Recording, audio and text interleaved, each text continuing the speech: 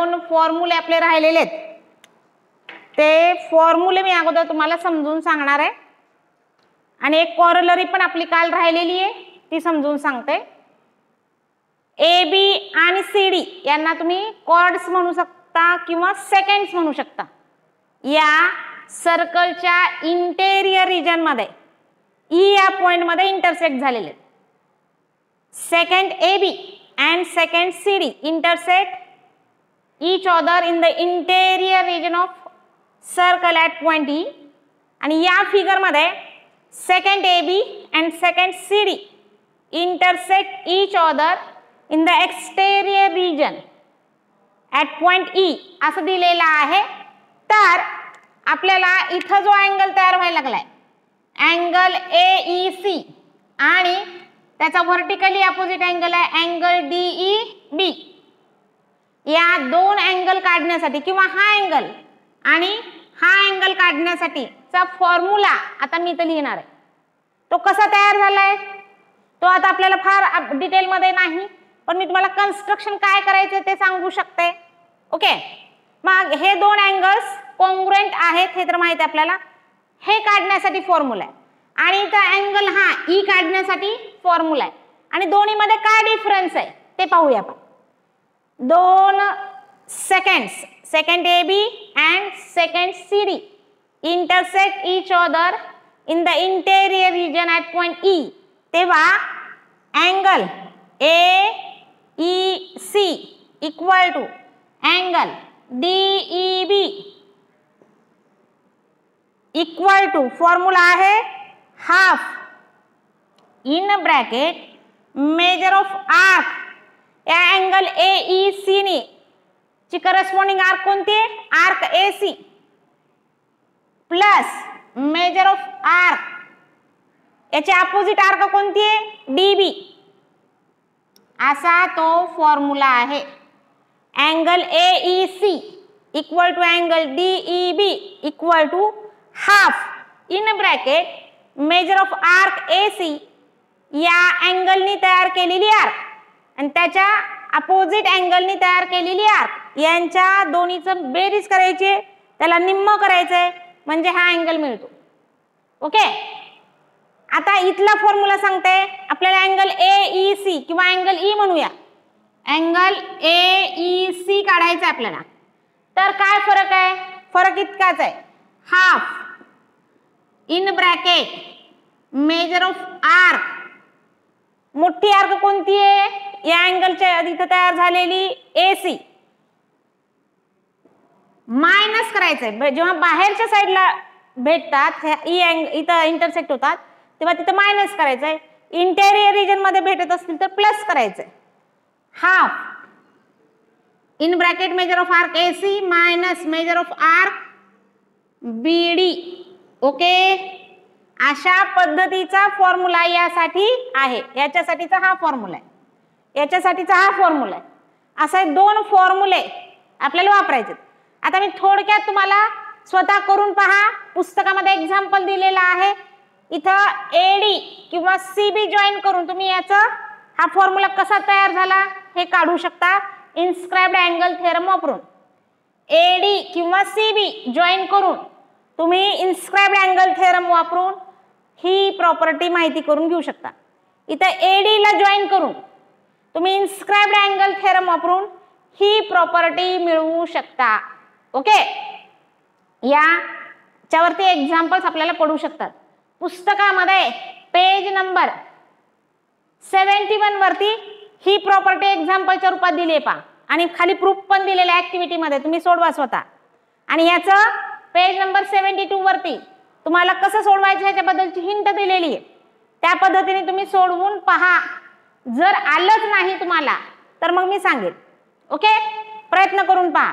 इथं AD join करायचंय inscribed angle theorem वापरून करायचंय. इथं AD किंवा CB जॉईन करून तुम्ही इन्स्क्राइब्ड अँगल थेरम वापरून ह्या प्रॉपर्टीज कशा येतात हे पाहू शकता. आता काल एक कॉरलरी आपली राहिली होती. ती कॉरलरी अशी आहे. काल आपण सायक्लिक क्वाड्रिलॅटरल थेरम पाहिला, त्याची एक कॉरलरी पाहिली exterior angle of a cyclic quadrilateral is equal to the opposite angle of its adjacent interior angle. He property पाहिली होती. Converse of cyclic quadrilateral theorem पण आपण अभ्यासला होता. त्यातली एक कॉरोलरी काल राहिली होती. पहिली कंडिशन तुम्हाला काय दिसते पहा, हे ए बी च्या एका साईडलाच अँगल सी आणि डी आहे. अँगल सी आणि अँगल डी या सेकंड म्हणा, कॉर्ड म्हणा, या लाईन ए बी म्हणा, याच्या एका साईडला आहे. पहिली अट, angle C angle D on same side, एकाच साईडला आहे.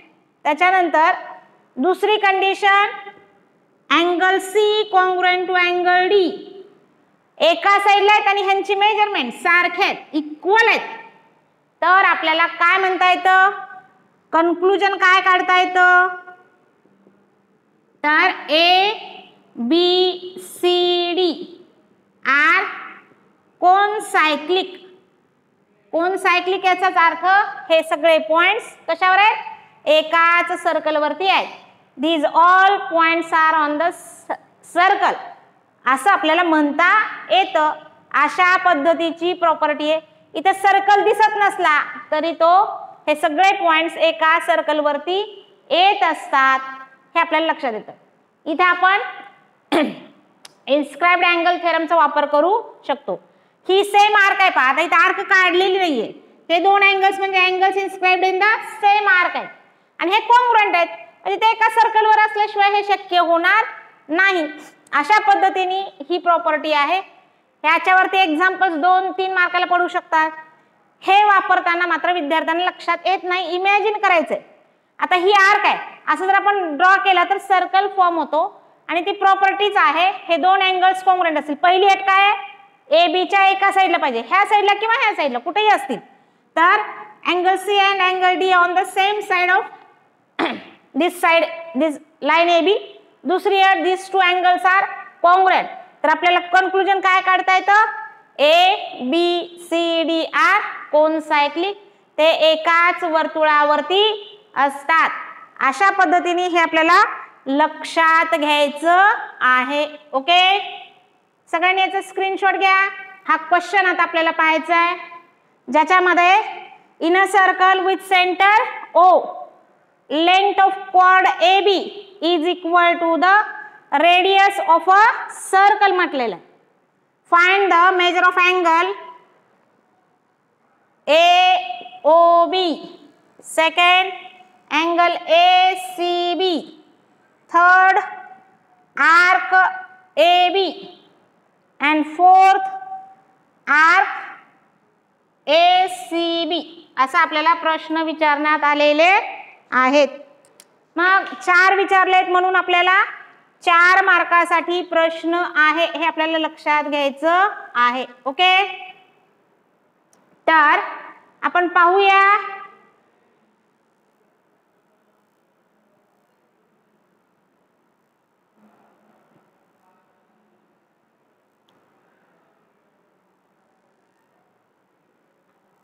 इथं दिसायला का सगळ्यांना. आता परत 30 मिनिटाला हे अजून मध्येच बंद पडेल 1 मिनिटासाठी. ठीक आहे, मी पहिल्या प्रश्नाचं उत्तर लिहिते. कसं लिहिणार, A B equal to O A equal to O B, radii of same circle.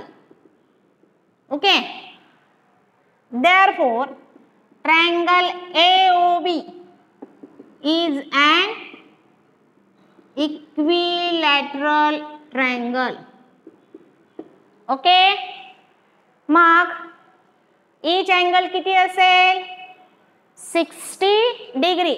therefore angle AOB equal to 60 degree. property of an equilateral triangle. Okay, therefore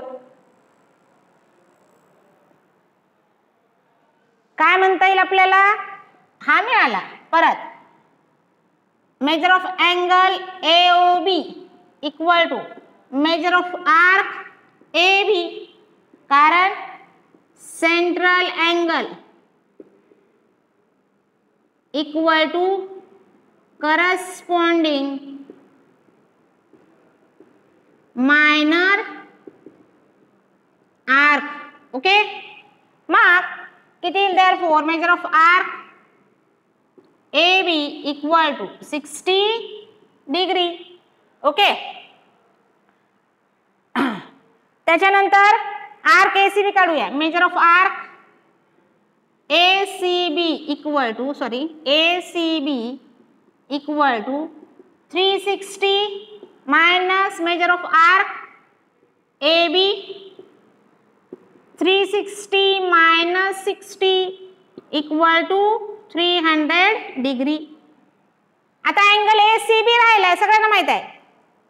arc AB किती आहे 60 आहे, तर अँगल एसीबी किती असणार आहे. Inscribed angle is half of its intercepted arc, therefore this is 30 degree.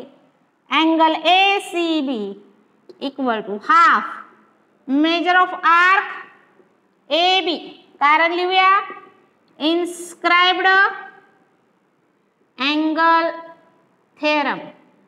Okay, therefore half into 60 equal to 30 degree.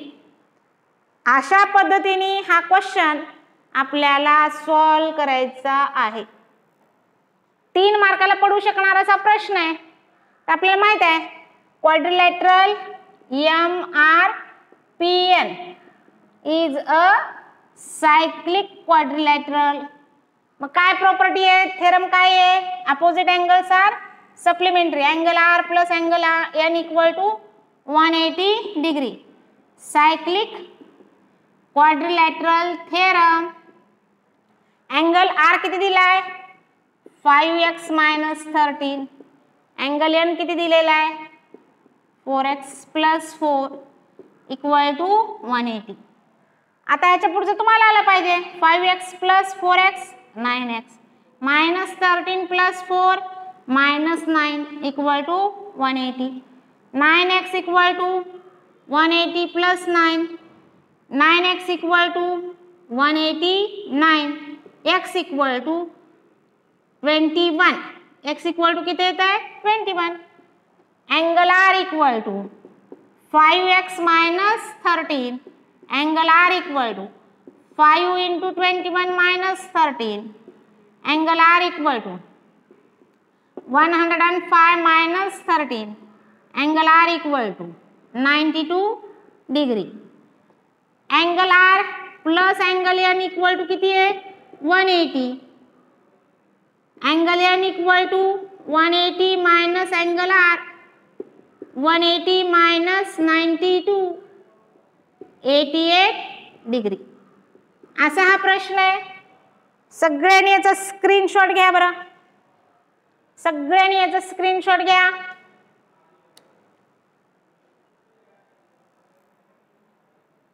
सगळ्यांनी याचा screenshot घ्या.